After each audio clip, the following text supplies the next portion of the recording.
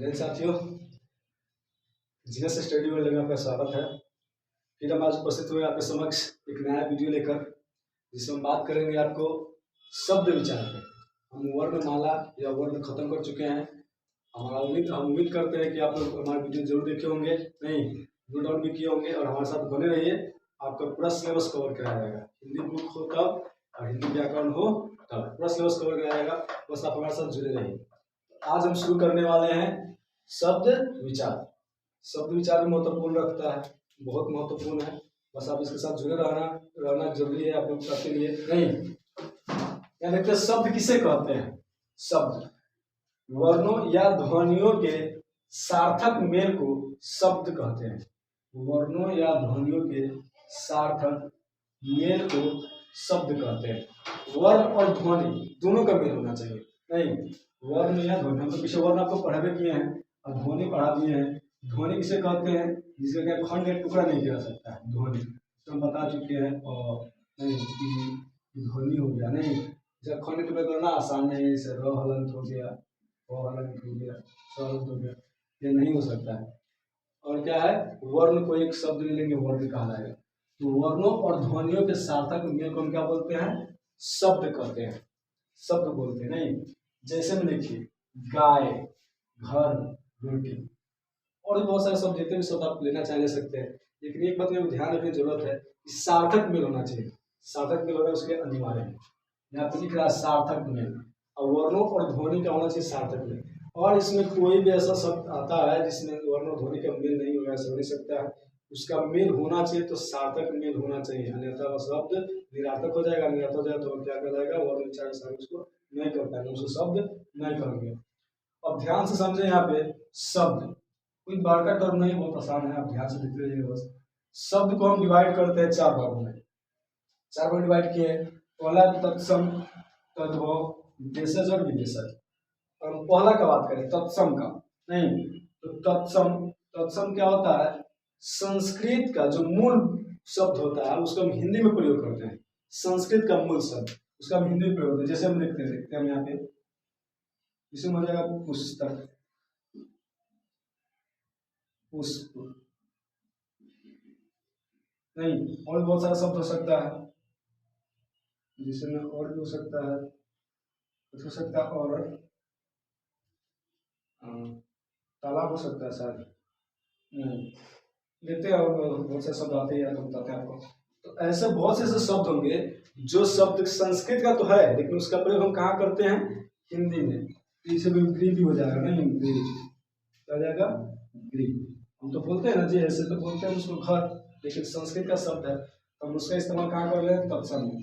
तो तत्सम उसे बोलेंगे, तत्सम जो संस्कृत का तो शब्द होगा, लेकिन उसका प्रयोग कहाँ कर रहे हैं? हिंदी में कर रहे हैं, हिंदी व्याकरण में प्रयोग करते हैं उसका, तो तत्सम शब्द कहलाएंगे। जैसे पुस्तक, पुष्प, गृह, और बहुत सारे शब्द होंगे, नहीं जिसका हम प्रयोग क्या करते हैं? हिंदी व्याकरण में करते हैं, हिंदी में करते हैं, लेकिन वह शब्द कभी का है? संस्कृत का है। बस इतना बात ध्यान में रखना है, कुछ ज्यादा विशेष नहीं।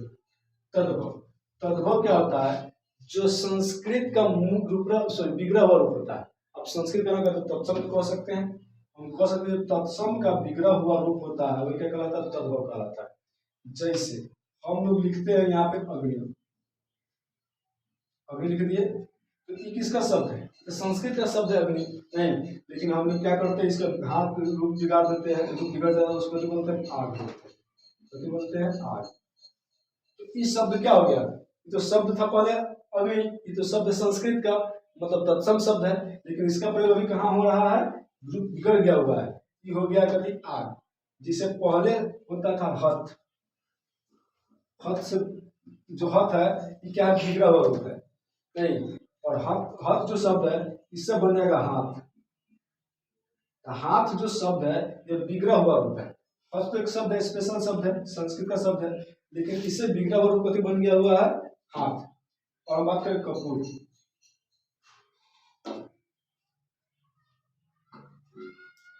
कर्पूर संस्कृत का शब्द है, नहीं लेकिन संस्कृत में कहते हैं कपूर, कहते हैं बोलते हैं कपूर। तो इस शब्द क्या हो गया? बिगड़ा हुआ रूप हो गया है।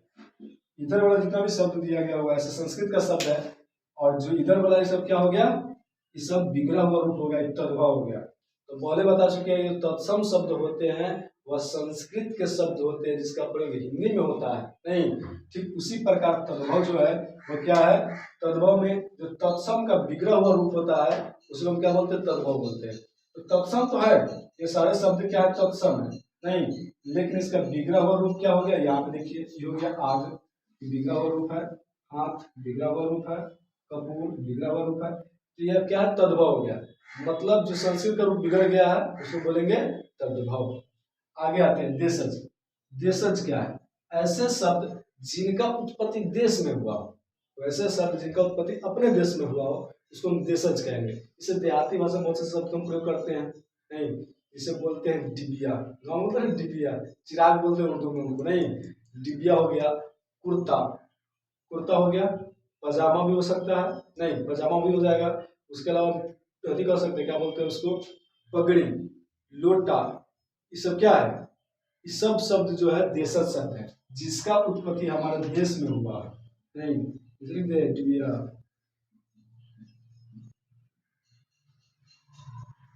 पगड़ी बोलते हैं और हो जाएगा लोटा। मतलब ऐसे बहुत सारे शब्द हैं जिनका उत्पत्ति हमारे देश में हुआ है नहीं, और वही शब्द को हम क्या करेंगे, यहाँ पे देशज में काउंट करेंगे। जिन शब्दों की उत्पत्ति हमारे देश में हुआ उसको हम देशज में काउंट करेंगे। जितने भी हम शब्द देखते मतलब कि बोलचाल की भाषा में यूज करते हैं उसमें बहुत से ऐसे शब्द होते हैं जो क्या होते हैं बाबू, देशज होते हैं। उनका प्रयोग हम करते हैं लेकिन उनको पता नहीं कि वो कौन से शब्द है, लेकिन वो शब्द जो है जिनका उत्पत्ति हमारे देश में हुआ है वो शब्द कति कहलाएंगे, देशज कहलाएंगे। ठीक है, अगला है विदेशज। विदेशज किसे कहेंगे, तो विदेशज ऐसे शब्द है, विदेशज हम उसे कहेंगे ऐसे शब्द जिनका उत्पत्ति विदेश में हुआ हो, हमारे देश से बाहर, हमारे देश से बाहर कहीं भी उत्पत्ति उसका हो गया होगा, कहलाएगा विदेशज। विदेशज शब्द कहलाएंगे। जैसे हम यहाँ पे लिख देते हैं नहीं, हॉस्पिटल भी हो जाएगा, लिखा था जी, गलत लिखा गया, इंग्लिश में लिख देते हैं, आप लिख लीजिएगा उसको नहीं हिंदी में। हॉस्पिटल जो शब्द है वो देखिए, हॉस्पिटल शब्द कहाँ का है, विदेशज है। इसे होता है रिक्शा, ये शब्द जापान का नहीं, तो सब अलग अलग देश का अपना अपना शब्द होता है। ऐसे बहुत से इंग्लिश शब्द जिसको कहते हैं खाना, बहुत से ऐसे शब्द होंगे जिसका उत्पत्ति हमारे यहाँ नहीं हुआ है, विदेश में हुआ है, लेकिन उसका प्रयोग हम करते हैं। तो ऐसे शब्द जिनका उत्पत्ति विदेश में हुआ हो लेकिन उसका प्रयोग हम क्या करते हैं, अपने देश में करते हैं या हम करते हैं, तो कति का लगेगा विदेश है। तो यहाँ पे शायद आपको लिए स्पष्ट हो गया होगा। इस शब्द किसे कहते हैं, तो शब्द से कहेंगे वर्णों या ध्वनियों के सार्थक मेल को हम शब्द कहते हैं। विकल्प में नहीं, उसका सार्थक मेल होना चाहिए, बिना सार्थक मेल का वर्ण शब्द नहीं कहलाएगा, सार्थक मेल होना अनिवार्य है। ठीक है, हम बात करते हैं शब्द को चार भाग में डिवाइड किया है, तत्सम, तद्भव, देशज, विदेशज। आपसे पूछेगा नहीं इस शब्द कितने भाग में बांट सकते, तो हम चार भाग में बांट सकते हैं शब्द को नहीं। पहला है तत्सम, मतलब संस्कृत का मूल शब्द है लेकिन उसका प्रयोग हम करते हैं हिंदी के रूप में, हिंदी में करते हैं। जैसे देखिए कोई आदमी बोलेगा पुस्तक लाओ रे, किताब बोल के आदमी बोलता है नहीं, तो ऐसे शब्द का प्रयोग पुष्प कहेगा, फूल नहीं कहेगा। देखते हैं पंडित जी बोलते हैं तो बोलना होता है जल लीजिए हाथ में, जल, वहाँ पंडित जी पानी नहीं बोलते हैं, वहाँ पे जल लीजिए नहीं, और बोलते हैं अक्षत लीजिए। ये सारा शब्द क्या है, तत्सम शब्द है, लेकिन इसका प्रयोग कहाँ करते हैं, हिंदी में करना है, इसलिए कत का लगेगा और तत्सम का लगेगा। तद्भव, तद्भव देखिए जो क्या संस्कृत का शब्द तो है लेकिन उसका रूप बिगड़ गया है। मतलब देखते हुए कौन कौन के गाँव में भी नाम बिगाड़ देता है आदमी, नहीं बिगाड़ देता है जी, नाम कुछ और है या कुछ और नाम से उसको पुकारना शुरू कर देता है, उसका नाम बिगड़ गया है। ठीक उसी प्रकार तद्भव क्या है, इसका नाम अग्नि है लेकिन गांव में उसको लोग या ऐसे भी बहुत से दोनों भाषा में उसको आग बोलते हैं नहीं। ऐसे स्पेशल नाम हथ है, हाथ पर उसका नाम पड़ गया थी हाथ नहीं। कर्पूर होता है, लिखाता है कपूर, बोलता है गाँव में कपूर ला कपूर लाओ। ये सब क्या हो गया, संस्कृत का शब्द तो है लेकिन उसका रूप बिगड़ गया है नहीं, और रूप बिगड़ने की वजह से क्या बोलते हैं उसको हम तद्भव बोलते हैं। और यहाँ आगे देखें तो देशज, तो देशज तो बता चुके हैं आपको पहले कि जो जिसका जिन शब्द का उत्पत्ति अपने देश में हुआ होगा देशज, और जिनका उत्पत्ति विदेश में हुआ होगा विदेशज। तो आप उसका स्क्रीनशॉट लेना चाहते हैं तो ले लीजिए, लिख लीजिए, यहाँ पहले फ्रेश करें तो थोड़ा सा काफी दिक्कत होगा।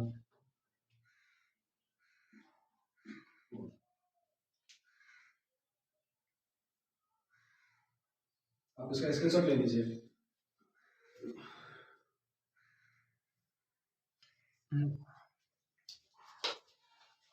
साथियों, आप स्क्रीनशॉट तो ले लिए होंगे। हम बताना भूल गए थे कि उत्पत्ति के दृष्टि से नहीं, उत्पत्ति के दृष्टि से शब्द के 4 भेद होते हैं। इसमें से पहला हो जाएगा तत्सम, तद्भव, देशज, विदेशज। हम बता चुके हैं, आप स्क्रीनशॉट भी ले लिए हैं। नहीं, अब अगला हम पढ़ने जा रहे हैं बनावट की दृष्टि से। नहीं, इसको हम ध्यान से पढ़ लिए तो 2 से 3 नंबर तो फिक्स है।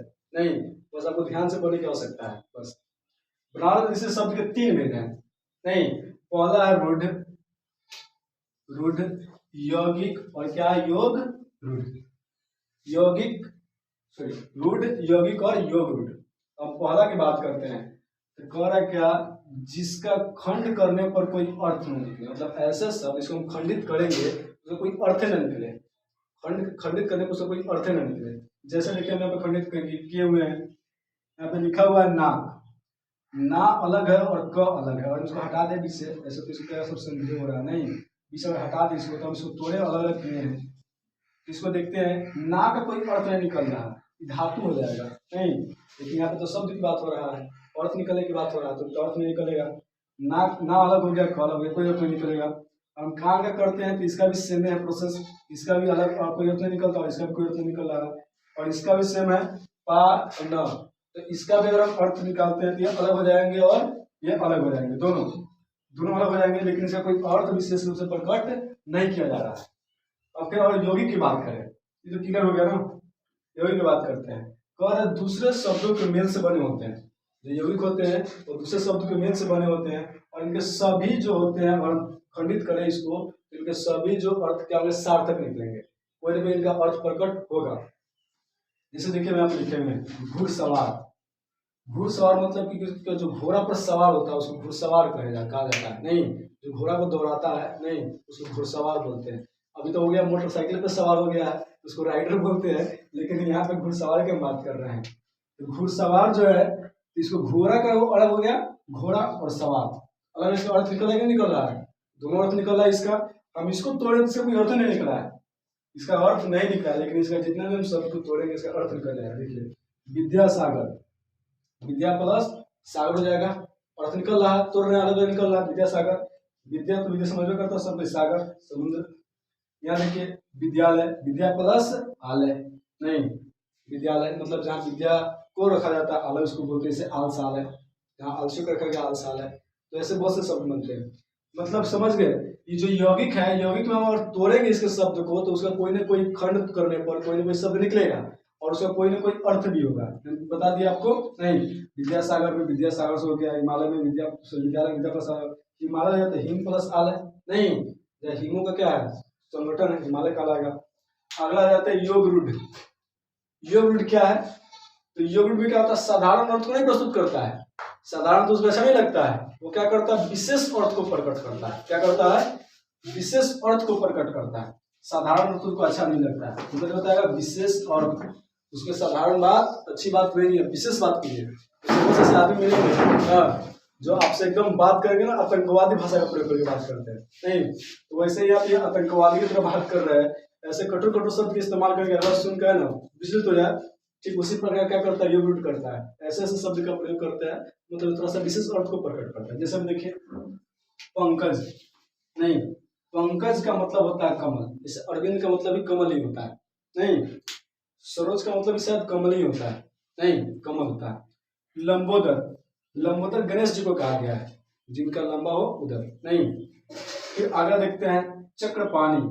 श्री विष्णु भगवान जी को कहा गया हुआ है क्या, चक्रपाणी। तो यहाँ देखिए हम सीधे विष्णु भी कह सकते थे, ये साधारण अर्थ हो जाता, लेकिन नहीं, यहाँ पे विशेष अर्थ में प्रकट करना है, विशेष अर्थ प्रकट किया गया है यहाँ पे। देखिए फिर आगे देखता है नीलकंठ। तो नीलकंठ भोले बाबा को कहा गया, तो महादेव ना, शिव शंकर, शिव शक्ति, शिव बाबा का शिव बाबा बोलते हैं ना उनको, तो भोले बाबा, तो उनके लिए भी क्या कर सकते हैं, नीलकंठ का प्रयोग करते हैं। महादेव उनको बोलते हैं स्पेशल। दशांग मतलब जिस व्यक्ति का 10 गो आन मतलब सब, उसको दशांग, तो इसको रावण भी बोल सकते हैं। लेकिन हम क्या किया, तो विशेष अर्थ प्रकट करने के लिए हम ऐसे साधारण शब्द को छोड़कर विशेष अर्थ प्रकट करने के लिए ऐसे शब्द को हम लाए।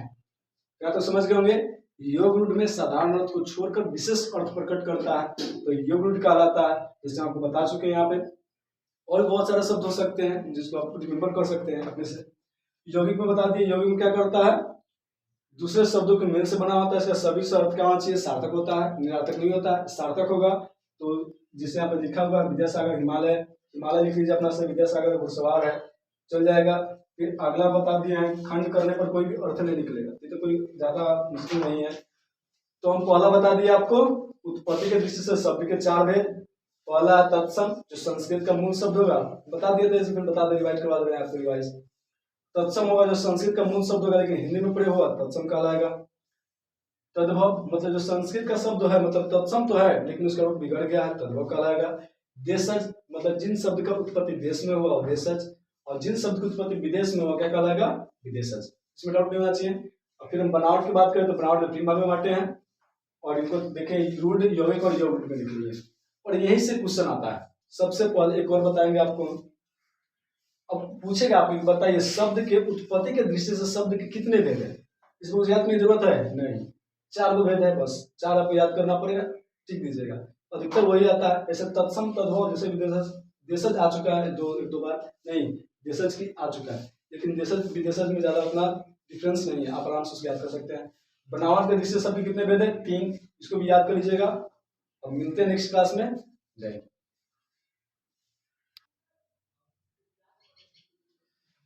तो साथियों आपको हम बता चुके हैं पहले उत्पत्ति की दृष्टि से, बनावट की दृष्टि से, अब बता रहे हैं आपको रूपांतर की दृष्टि से।